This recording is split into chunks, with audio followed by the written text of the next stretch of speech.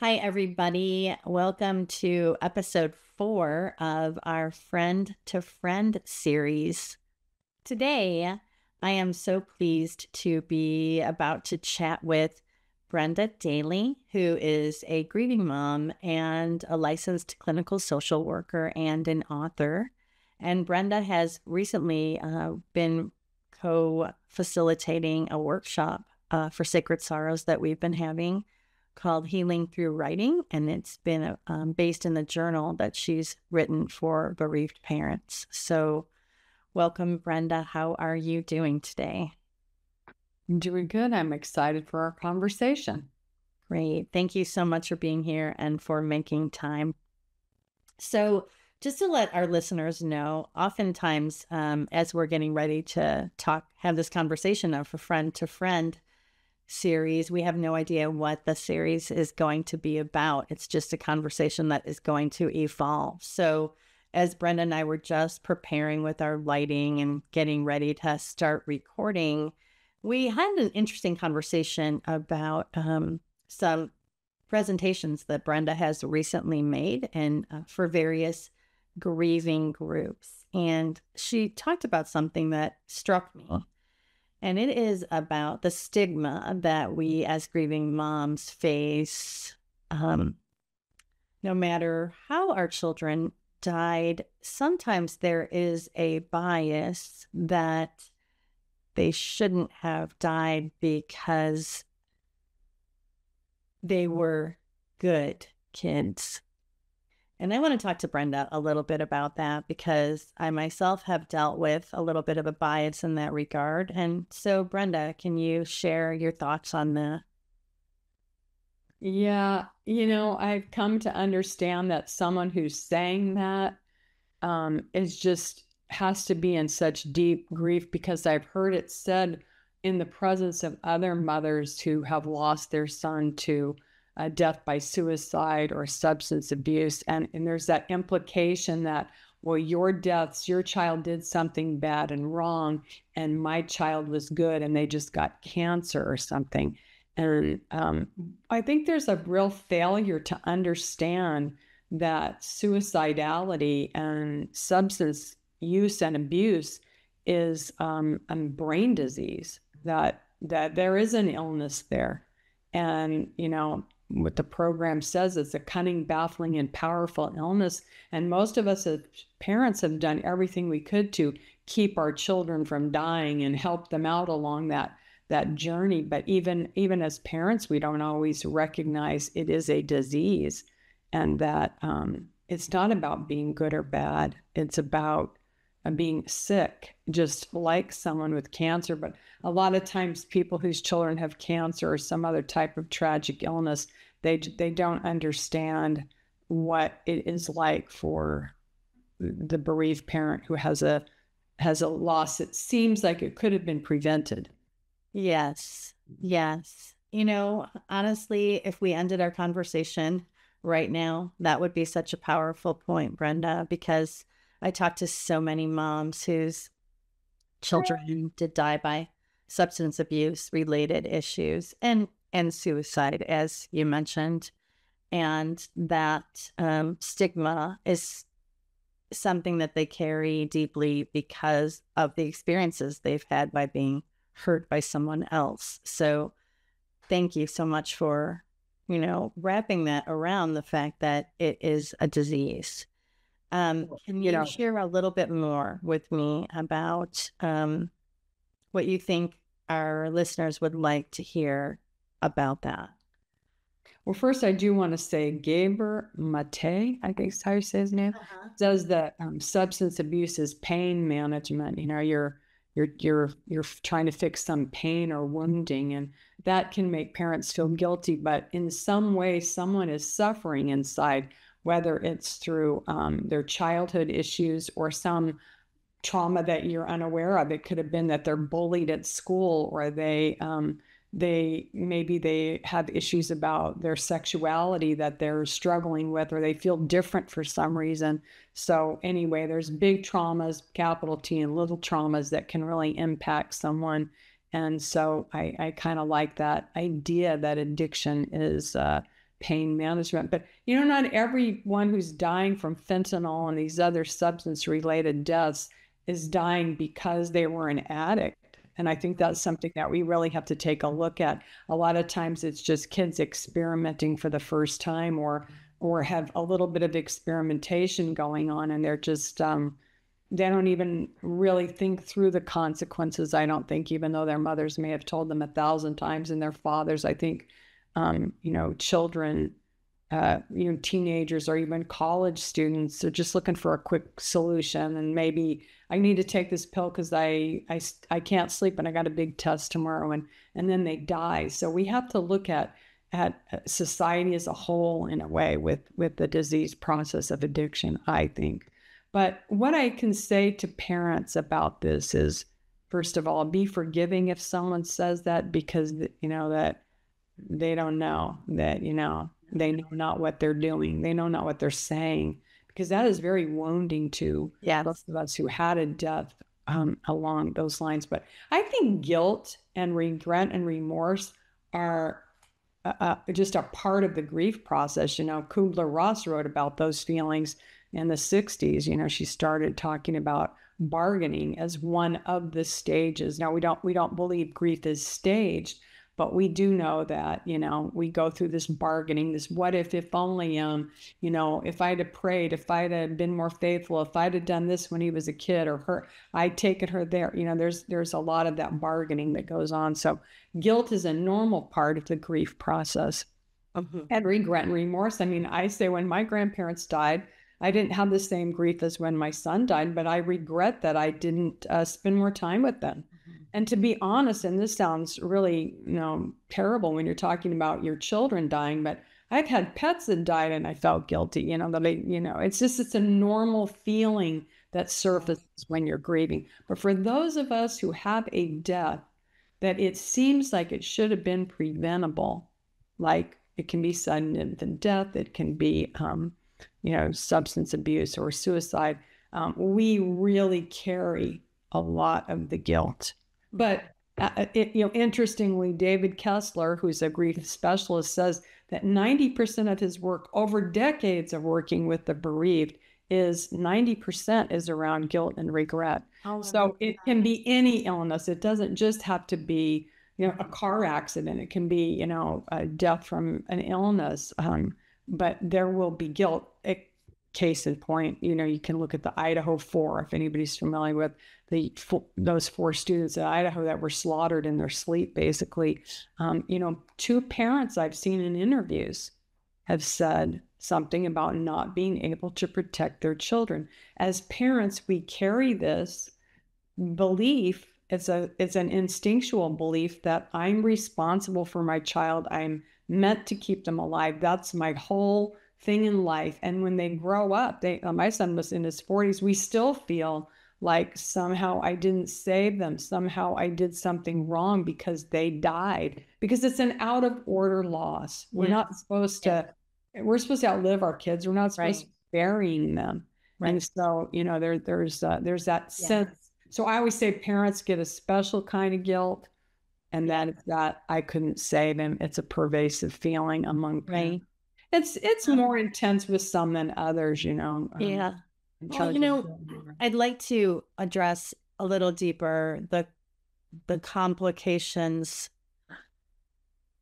around suicide that make this even more difficult, I think, for parents. Maybe more is the wrong word, but you talked about our society and the problems we're having with understanding.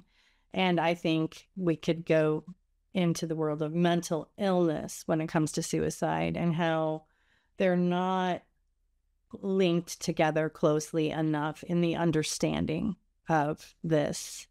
And so you maybe might want to address that a little bit. Yeah, I think that obviously when someone chooses to take their life, they're not thinking clearly or thinking straight, or they've even had recent research that someone can be thinking just that day or that moment, something can happen in their brain chemistry that can make them decide. Everyone thinks there's these signs and symptoms and symptoms that you're supposed to see, but they don't see them and they beat themselves up. But a lot of times there's not. Many people that die by suicide never tell anybody. Some people talk about it all the time and do it. We don't have, as a clinician, I'm saying this, we don't have all the answers about suicide and what causes it and what leads to it. And in fact, we haven't progressed much since the 50s. We do all these prevention programs, but they're not really hitting the mark, I don't think, because, there is a variety of reasons probably why someone ends up in that particular position where they feel like that's their only choice. And yeah, I think mental illness is highly stigmatized too. So, that's a double Yes. whammy for parents if it's both. But Right. the complication for parents around suicide, of course, is the why, and why didn't I see these signs? And I failed. That's really pronounced for parents whose child dies by suicide. That again, that feeling, somehow I failed to see what was going on. Right. And, Well, it's not possible. It's not possible to get inside someone's head and control them or fix it or understand. It's an impossibility. mhm. I appreciate now that we've brought a little more awareness in our conversation around all of this. And I really want to talk about soothing the soul of a grieving mom. I know you also work with grieving parents in general, but this is a hard conversation. This is a hard topic. And what you've said has been really helpful to allay some guilt and potentially some anxiety. But what can be done? What can moms, parents do to soothe their soul? Because this is, in Sacred Sorrows, it's all about soul healing. And I know that there's more to do with healing than soul healing, but I want to talk a little bit about what can soothe the spirit here, because our spirits are left shredded. Now, even with any type of death, spirits are left shredded. With sudden death, it's different. So maybe you could address a little bit about sudden death and then soothing the spirit. Well, I always say how people grieve and whether they have issues even with their spirituality or questioning all of life is how the person died. If you're standing there with someone and you get to go through the journey, a hospice type situation, or you're going through the illness and you're going through the death process, you're less likely to have all these disruptions and feel that the earth has been pulled out from underneath you. You'll still feel it. But with sudden death, it's like you question everything. We call it the loss of the assumptive world. Everything changes suddenly. Everything, your faith, your relationships, your identity, everything is suddenly pulled out from under you. So these are very difficult things to deal with. I mean, we go through the first acute phase of shock, numbness, and maybe even a denial. I didn't want my son to be dead, and I kept saying, I don't want this. I don't want this. That's kind of that form of denial. But in terms of soothing the soul of a grieving mother, well, for me, it was connection to other people. And that's what I think is so valuable about Sacred Sorrows. I mean, I went to a bereaved mothers group, and I remember it like I did not want to go in the door. I didn't want to connect with people about this. And that's sort of part of that denial. I didn't want to be a bereaved mother, even though I was one. And I remember turning that doorknob. I'm telling you, it felt like I had cement blocks on my feet. And that doorknob, I can still see myself turning it like, I don't want to go in here. Because going in was going to be that true admission that I was a grieving parent. And then I walk in and everyone's laughing. And I was like, okay, the only reason I was going to stay was because this woman had spent time with me and she was there. But the minute we gathered in a circle and talked about our children, and a little of what had happened. And, we had a topic, and it was like by the end of that night, I said, I found my people. It was the connection of others that helped me. And it's been that way true with Sacred Sorrows. It's been even that way in my training. I get involved in groups with other parents that have lost children. I mean, I don't know how I keep ending up in these groups, but it's that connection. I wonder why you keep ending up in these groups, right? Yeah. Yeah. I mean, you could end up in any type of a group in a training, but I always tend to end up with a grieving mothers, and Wow. so that, God's leading me there. It's a blessing, but it's the connection of other people, and even people that didn't lose a child. I remember on the first anniversary of my son's death, like the night before, I get a knock on the door at 8:00 at night, and I kind of live a little away from people. And so like, you really have to go out of your way to come to my house. And I hear this knock, and I'm startled, like, I don't even want to open the door. It's my dear friend, Nancy. She's handing me a candle. She said, I'm so sorry I can't be there for Mass tomorrow, but here's for Kevin. She remembered his anniversary. And those kind of things were really important. Another thing that helped me was a friend that she would send emojis for like 30 days. She didn't stop. I'd get prayers, hearts, thinking of yous, and those kinds of things really helped me. So I think connection, I'm trying to say, somebody, that sense of you feel so alone, even though you're with your family, your grief just has hold of you. And those little connections with people start to help that, heal that, and soothe that broken heart. Yeah. Thank you. I want to clarify that support group that you were talking about in the beginning, where you went in and you guys shared about your child and a little bit about their story. That wasn't a Sacred Sorrows group, simply because in Sacred Sorrows, for women who are watching this that want to come to Sacred Sorrows, I just want to let you know that we don't share the stories of our children's loss like in an open group like that.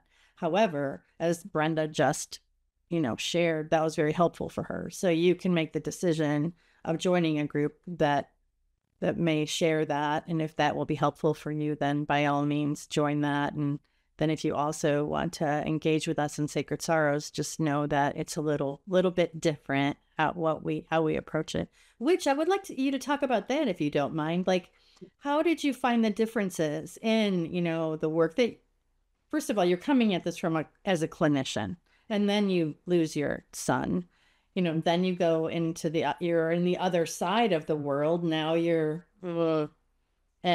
like a user in a group. And then you move into Sacred Sorrows, which is like so different than what you'd been trained for and also what you had experienced. So I feel grateful that, you're so involved with us. I appreciate that. And I did want to clarify that it wasn't the stories of the deaths of how children died that impacted me in that group. It was just people saying their sons' names and coming together in hope and healing. And so that is very similar to the bereaved. I mean, the Sacred Sorrows of Bereaved Moms group was for me.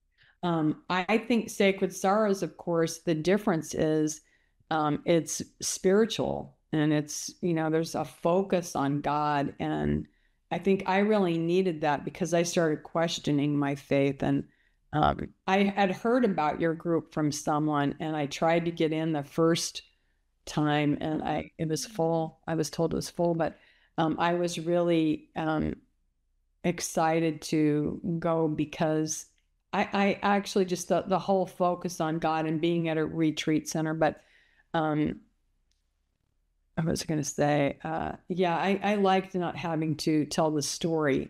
Mm-hmm. And as time goes on for me, I'm almost 7 years out. In October, it'll be 7 years.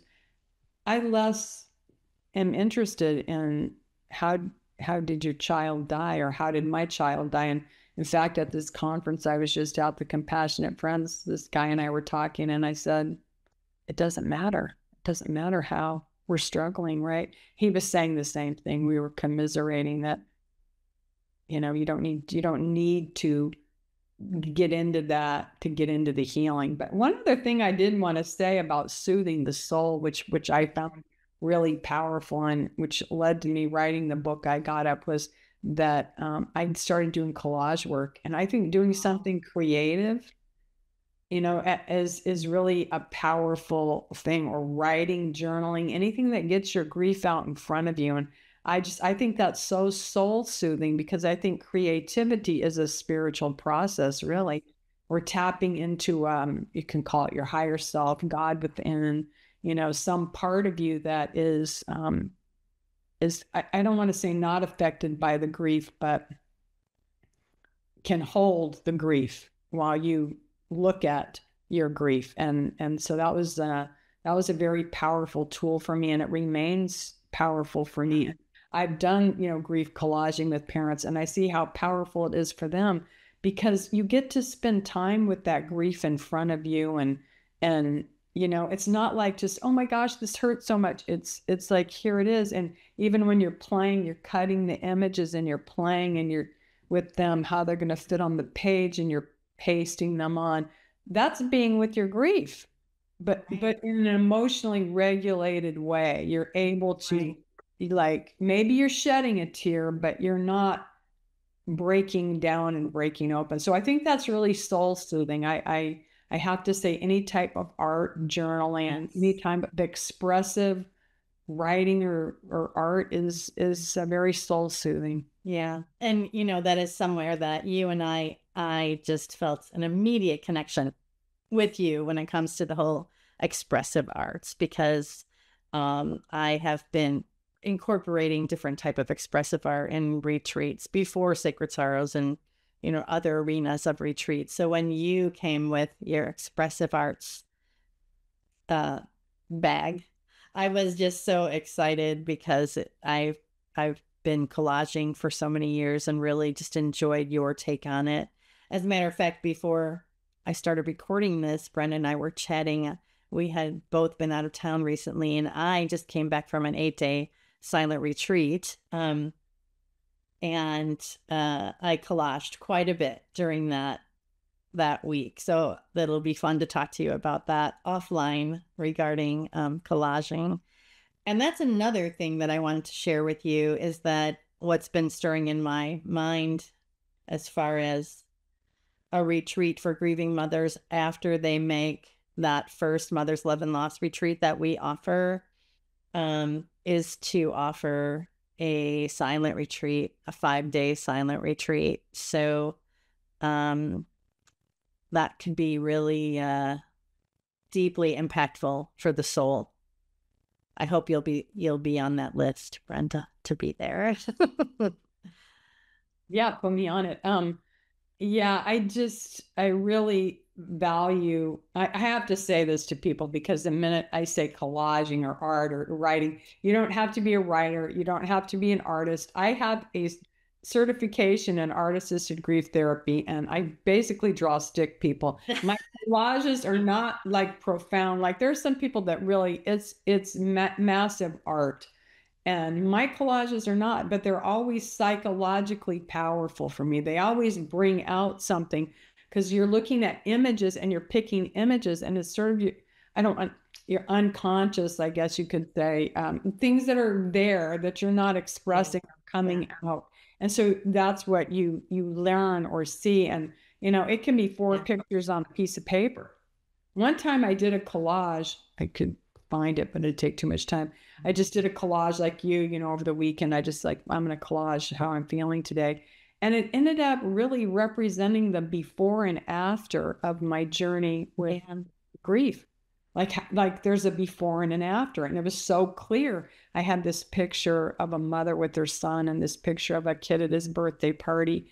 And these were happy pictures. And I just so happened to place the other with some darker pictures of sadness. And it was like, okay, this really spoke to me about the before and after of grief. But I'm definitely no artist.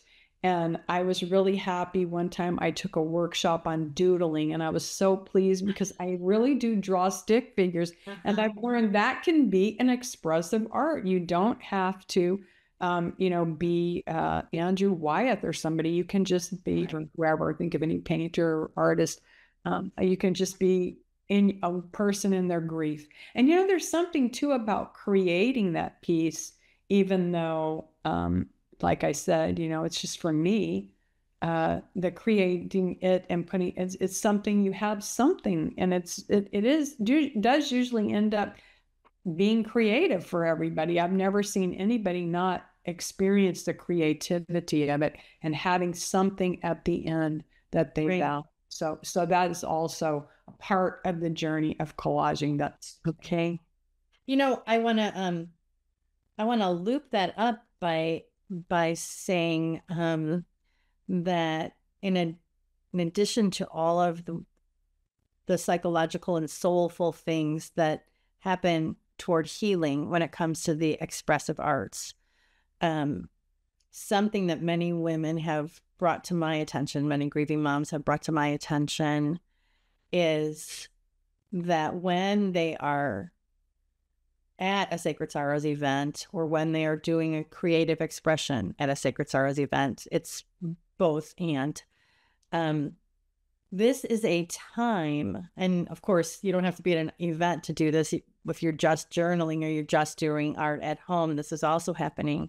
It is a time that is specifically donated in a way or dedicated to not only your process, but to your child. It's like you get to mark on the calendar, oh, this is an afternoon that I'm going, and I'm going there because of my child. It's like spending time with your child, and it gets to fit on your calendar as well. And when a woman told me that, she said, I was giving an event during Advent, and she said, you know, this was something in my Advent that I got to do where I was spending time with my son. And I thought, how beautiful is that? You know, our children are gone, but things like this help us still spend time with them, if that makes sense. Oh yeah, absolutely. I totally agree with that, especially with Sacred Sorrows. I feel like, you know, when you go to the mass or you're spending time in reflection, that you really get to feel and experience your child with you. You know, somebody told me this, and I don't know theologically if I'm correct on it, but at the mass, when, you know, the host becomes the body and blood of Jesus, that the heavens are open and kind of right there with you. And yeah, I really feel that, even, you know, that I'm, you know, with the communion of saints, and Kevin is part of that communion. And that is okay theologically because there is no time. So we're all together, and the cloud of witnesses are right there with us, and the angels. And yes, it's a very great time to be close to our children. Yeah. I do want to say one other thing. Sure. The whole art thing, because I think this is a huge issue for people. When you mention this as a soul soothing technique, people will be like, I'm not an artist. Yeah, well, those people already stopped listening. They probably did. But I do want to say that I remember going to the Sacred Sorrows. I hope you're okay with this, but we were asked to do a painting, and I was like, so my first thought, now here I'm studying art assisted grief therapy, and I'm like, I'm not a painter. My painting watercolor horrible. I can't show other people my painting. And you know, it actually turned out to be soothing, and it turned out to be like also that the feelings were coming out on the page, and I didn't expect it. And you know, in the end, it didn't matter whose was better or worse. There definitely are some more artistic people in the world than me. It mattered that I found my peace there. Peace in multiple ways. Peace and peace. You know, my art piece and my soul, the peace. You know, so I just want to warn people: you don't have to be an artist to use the expressive arts. Right. All right. Well, I think that I'd like to wrap up because I think that we talked about, like, wow, we had a great conversation today. And I would like to leave the women who are watching this that have been really deeply impacted, particularly with sudden loss and what we talked about earlier, and the the treatment that they may have had to endure, by very well-intentioned, but potentially sometimes ignorant people. And how can you particularly soothe them and give them a little bit of hope, in a simple way at home? Like I'll give a little example. My therapist a couple days ago gave me an assignment that I wish she would have given me 5 years ago, but it was to do something every day that brought me, if it couldn't be happiness, because, bringing you happiness can be very difficult, right? Just do something that can bring you calm or peace. And I was like, why didn't I get this homework like ages ago or think of this ages ago? So, I bought some red gladiolas back there, and that was my bringing me some joy and some peace that day. So that's my tidbit, but I'd love to hear from you. Oh gosh, there's so many things. I really love that. There's been a sort of a shift in focus to look for the glimmers instead of the gratitude, because gratitude can be really hard in grief at the beginning. Like I didn't want to feel gratitude. I couldn't feel gratitude, and I was angry if anybody mentioned me feeling gratitude. That changed over time as the acute phase passed. But I think that it's nice to look for those glimmers of beauty in nature, glimmers of God's presence. I mean, I think that's really a powerful way to add calm and peace to your life. But gratitude is also, as I said, it took me almost 2 years to be able to find gratitude. But to me, gratitude and glimmers are very similar, but you don't have to.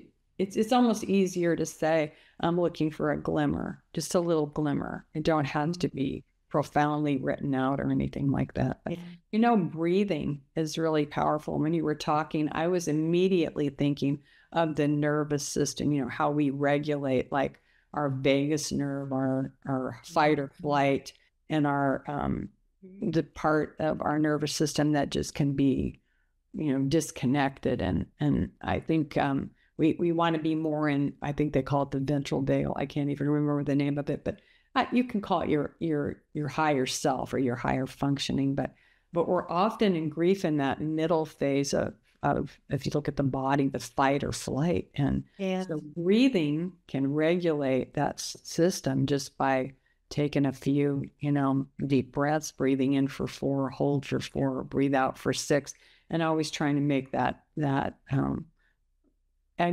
exhale a little bit longer. And I think that's really powerful. It can be centering, calming, and soothing. You don't have to do it for 20 minutes. You can do 3 breaths. Right. Another thing is just offering yourself some self-compassion. Like I like to put my hand on my heart, which you do in Sacred Sorrows, but it's you can say to yourself, I'm here with you. I'm going to walk this journey with you. I love you. I care for you. Whatever things you need to hear, you can say it to yourself. You don't, just give yourself that. But some people don't, like that self-talk. So just putting your hand on your heart, but feeling it, not just putting, you feel it up against your body, feel it. That's offering yourself some self-compassion. So those are ways that you can soothe yourself also. Oh, that's beautiful. And for those of you who might feel a little weird about the I love you, I'm here with you. I love it, Brenda. I'm going to start using that, but there are some of us that might feel a little odd about that.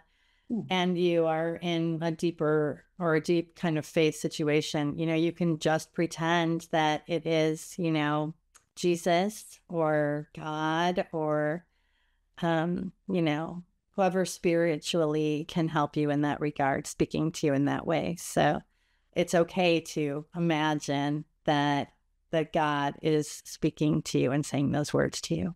So like that. Awesome. Well, thank you. I already know about ideas for another conversation with you that I want to talk about. So it was great having this conversation. Not easy. Definitely a deep one, but hey, we're grieving mothers and things aren't so simple anymore. but very meaningful and We profound. had such a lovely connection, Rita, and I think that's healing. That's the healing. It's just even this example of a connected conversation. So thank you. Thank you. Thank you for your time. And we'll see you guys at the next episode of Friend to Friend. Thanks, Brenda, for being here today. Thank you.